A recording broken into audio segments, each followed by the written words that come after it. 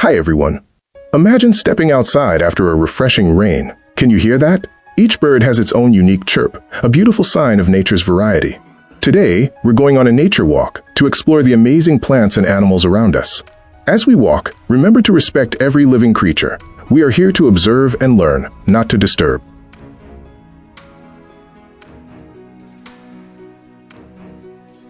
As we look around, we see so much variety, from tiny blades of grass to giant trees, and from fluttering butterflies to playful monkeys.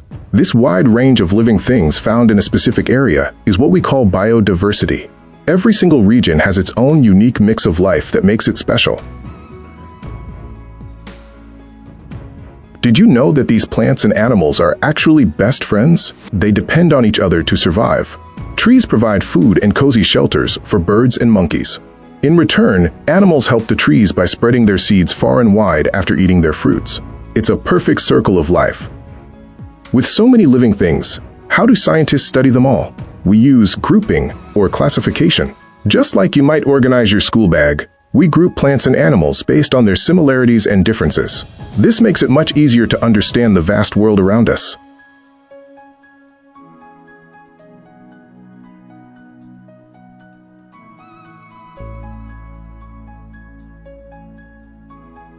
Let's start with the smallest group, herbs. These are typically short plants with soft and green stems. A great example is the tomato plant. If you feel the stem, it's quite tender compared to the woody plants we see in the park.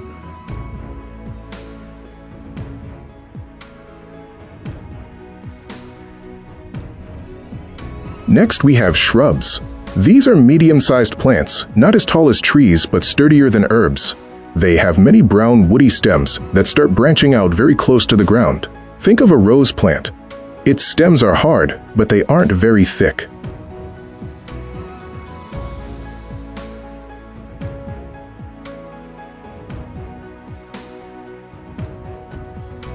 Now, look up. Trees are the giants of the plant world. They have hard, thick, woody stems called trunks. Unlike shrubs, a tree's branches usually start much higher up on the stem, away from the ground. The mighty mango tree is a perfect example of this structure.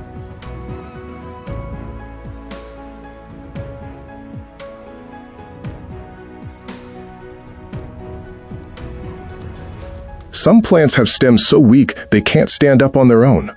Climbers use support to grow upwards, reaching for the sun. But creepers take a different path. They simply spread out and grow along the surface of the ground. Both have adapted to their weak stems in clever ways.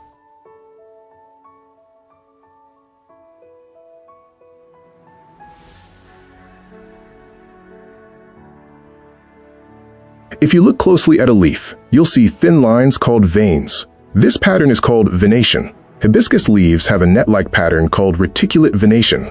But look at a banana or grass leaf. The veins run in straight lines alongside each other. We call that parallel venation. Just as leaves differ, so do roots. A taproot system, like in a mustard plant, has one thick main root with smaller ones growing off it. On the other hand, fibrous roots, like you find in common grass, look like a bunch of thin, similar-sized threads. Even seeds tell a story. If a seed can be split into two parts, like a chickpea, we call it a dicotyledon, or dicot. If it has just one part, like a maize or corn kernel, it's a monocotyledon, or monocot. These tiny parts are called cotyledons.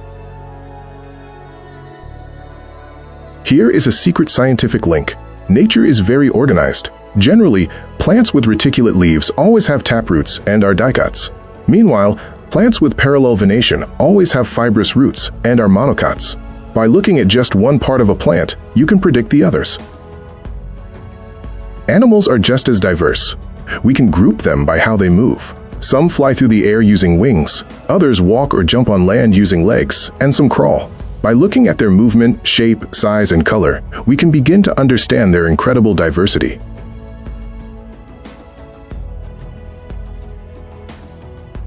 We've learned that grouping isn't just about labels, it's about seeing the patterns in nature. From the height of a tree to the split of a seed, these features help us study life systematically. But why do these differences exist? Stay tuned as we explore habitats next.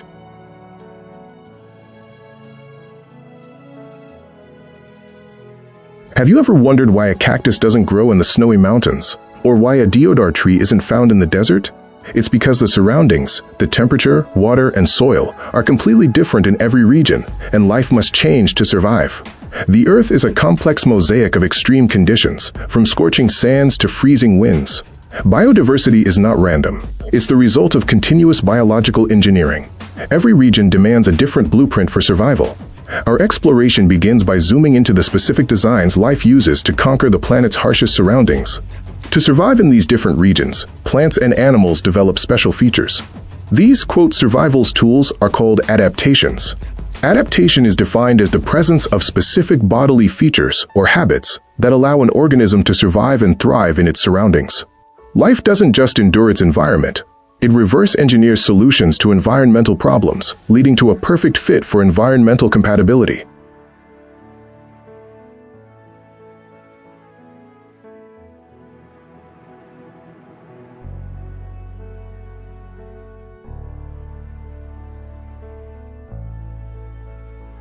In the hot deserts of Rajasthan, water is like gold. Desert flora, like the cactus, is a hydration reservoir. It survives scorching heat and minimal water availability with thick, fleshy stems for maximum internal water storage. Its leaves are reduced to spines, providing structural defense and preventing water loss, while also protecting it from thirsty predators.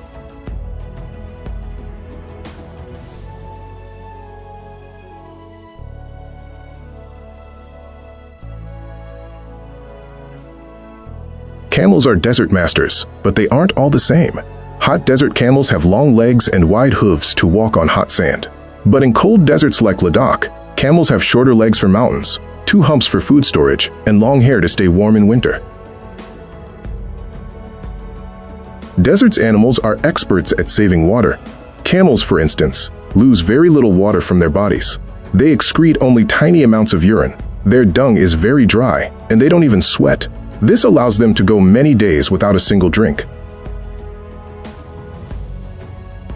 High in the mountains, the challenge is snow. If too much snow piles up, branches break. That's why deodar trees are shaped like cones. Their sloping, flexible branches allow the heavy snow to simply slide off, keeping the tree safe and healthy. Wind is another mountain hurdle. On the highest peaks of the Nilgiris, rhododendrons grow shorter and have much smaller leaves.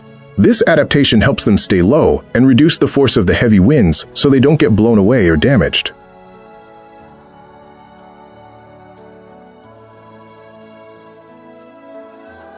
Aquatic life faces the unique challenge of operating in a dense, viscous medium. Fish employ a specialized hydrodynamic architecture featuring a smooth, streamlined body shape and highly effective fins to minimize drag and maximize propulsion efficiency, allowing for rapid movement through water. Every living thing has a place where it naturally lives and grows. This natural home is called its habitat. A habitat is more than just a place to sleep. It provides everything an organism needs: food, water, air, and shelter.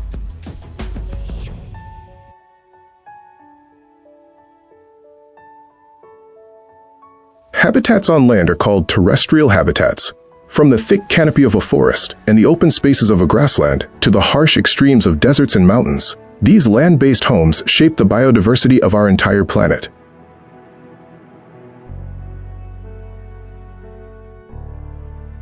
Water-based homes are aquatic habitats, including ponds, rivers, and vast oceans.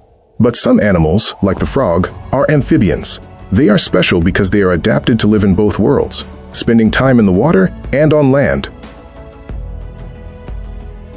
Adaptation is crucial for survival. Organisms without appropriate adaptations for their environment often cannot thrive or even survive. Sadly, when a habitat is damaged, biodiversity suffers. Without a home or food, animals cannot survive. In India, iconic animals like the Bengal tiger and the great Indian bustard have seen their populations drop because their natural homes are being lost.